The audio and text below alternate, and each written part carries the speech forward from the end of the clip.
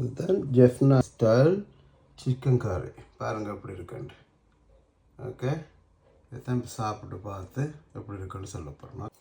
Jaffna style chicken கறியை வெள்ளச்சோத்தோடு சாப்பிட்டு பார்ப்போமே. நான் தான் பாருங்கள் எப்படி இருக்குண்டு. இந்த பதத்தில் இருக்கணுமா கிடைக்கினா தான் அது சரியான டேஸ்ட்டாக இருக்கும். ஜெஃப்னா ஸ்டைல் சிக்கன் கறியோட சோறு சாப்பிடுவாங்க எப்படி இருக்குண்டா.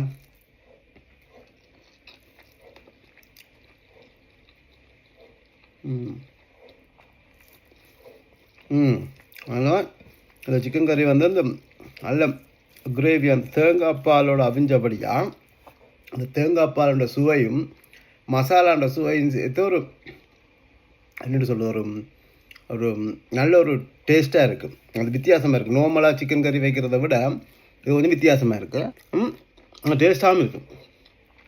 அப்போ நீங்கள் என்ன செய்யணும்னா இதை வடிவாக செஞ்சு நல்லா தேங்காய்ப்பால் உடம்புக்கு நல்லா அல்சருக்கெல்லாம் நல்லா தேங்காய்ப்பால் விட்டு வடிவாக ஜெஃப்னா ஸ்டைலில் சமைச்சு சாப்பிடுங்க. சுற்றி உள்ளாக்களும் கொடுங்க.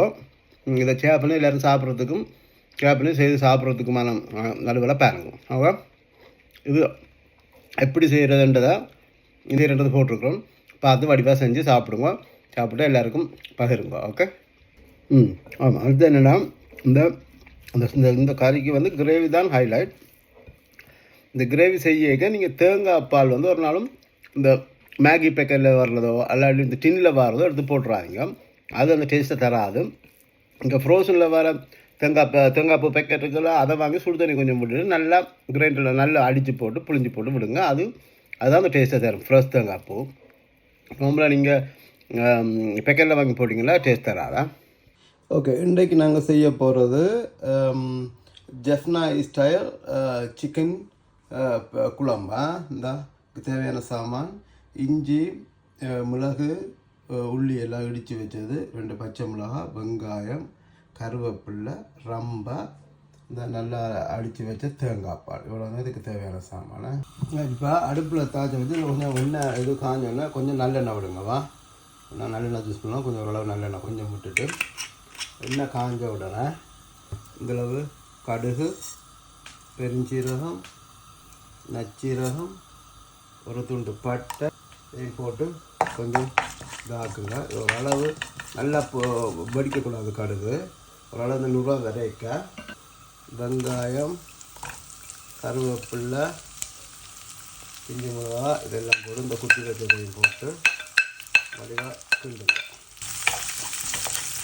இப்போ இப்படி போட்டு நல்லெண்ணெயில் போட்டு தாக்குனீங்கன்னா இந்த உள்ளி இதெல்லாம் நல்லா வதங்கி ஒரு வாசம் வரும். உள்ளி வெஞ்செல்லாம் போட்டு ஒரு வாசம் வரும். இந்த வெங்காயம் வந்து ஒரு கண்ணாடி சாதத்துக்கு வந்துடும். வந்ததுக்கப்புறம் என்ன சொன்னீங்கன்னா நாங்கள் வெட்டி கழுவி வச்ச சிக்கனுக்கு தானே சிக்கனை அப்படியே ஆட் பண்ணுங்க. ஓகே, சிக்கனை ஆட் பண்ணிவிட்டு அதை நல்லா மிக்ஸ் பண்ணுங்க. நல்லா மிக்ஸ் பண்ணி போட்டு அந்த வதக்கலோட அதுக்கப்புறம் என்ன செய்யணும்னா கொஞ்சம் போடுங்க மஞ்சள் போடுறாங்க. கொஞ்சம் இந்தளவு மஞ்சள், இந்தளவு கல்லுப்பு, கொஞ்சம் கூட போடுங்க. கல்லுப்புல கல்லுப்பு அரை கரண்டி அஜினமோட்டோ. இந்த கரண்டியால் 2 கரண்டி தூள் போட போகிறோம். நீங்கள் தூள் 2 3 போட போகிறோம். உங்களுக்கு தேவையான அளவு நீங்கள் போட்டுக்கொள்ளுங்க. பாருங்கள், தூளெல்லாம் போட்டு மிக்ஸ் பண்ணால் இந்த பழத்தில் வரும். ஓகே, இந்த பழத்தில் வந்த உடனே அரைச்சி வச்ச பால் இருக்குல்லோ, தேங்காய் பால் ஃபுல்லாக தேங்காய் பாலை ஃபுல்லாக அப்படியே அதுக்குள்ள மிக்ஸ் பண்ணுவேன்.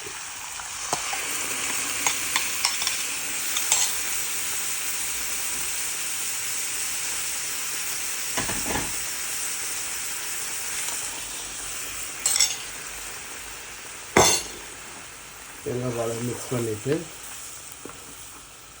பாருங்கள், அதை தூளெல்லாம் போட்டோன்னே இப்படி தான் பாருமா. இப்படி இப்படி எல்லாம் கிண்டி போட்டு இதை என்ன செய்யுங்கன்னா இதை ஒரு 10 நிமிஷத்துக்கு அப்படியே மூடி அவிய விடுங்க. பாருங்க, 5-7 நிமிஷம் அவிய விட்டோம்னா பாருங்க இப்படி தான் இருக்குமா. இதை நீங்கள் என்ன செய்யணும்னா டேஸ்ட் பாருங்கள், உப்பு இதெல்லாம் காணுமாண்டு பார்த்துட்டு ஸ்லோ ஃபயரில் திருப்பி கொஞ்சம் நேரம் அவிய விடுங்க. நல்ல வாசம் வரும். தேங்காய் பால் எல்லாம் சேர்ந்து நல்ல ஒரு வாசம் வரும். இந்த வாசம் வந்தோடனே இப்படி இந்த குழம்புல இருக்க ஸ்லோ ஃபயரில் ஆனது ஒரு 10 மினிட்ஸ் ஸ்லோ ஃபயரில் விட்டிங்கன்னா கறி ரெடி ஆகிடுமா.